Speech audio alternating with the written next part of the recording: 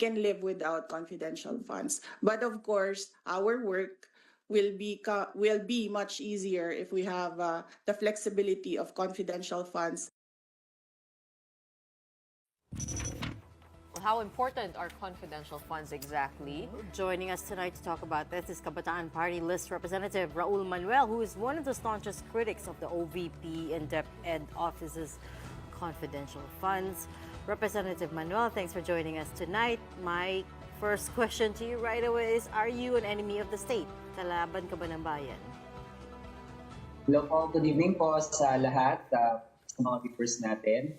Hindi po tayo kalaban ng bayan.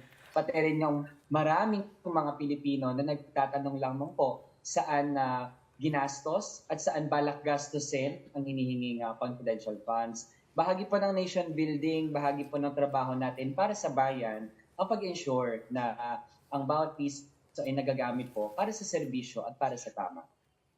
Right, Congressman Raul, sabi kasi ni Vice President Duterte, ito yung sabi niya, ang DepEd daw kasi is part of the Anti-Terrorism Council and the NTF-ELCAC. So, kailangan daw ng pondo para doon. What's your opinion on that?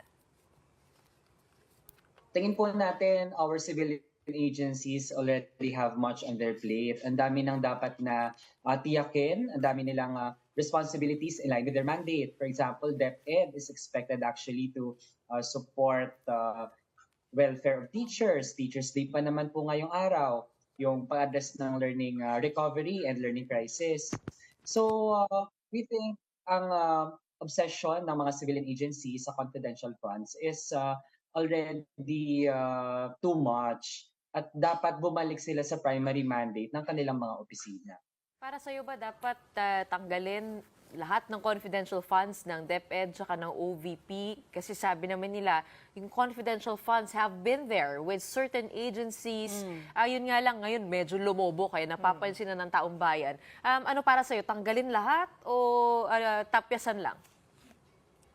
For us, when it comes to the confidential funds, dahil it's already a secret fund at hindi na audit ng lubos for checking of our government. Tapos, ang dami na rin mga serbisyo na mas nangangailangan ng pondo. Very clear na kailangan nila ng funds. Hindi na kailangan gawing sekreto. So para sa atin, dapat lahat ng confidential funds ay mawala na. That's why part of the amendments filed by Kabataan Party List along with ACT Teachers and Gabriela Women's Party is to abolish all confidential funds of agencies in the government. All confidential funds Ng across civilians.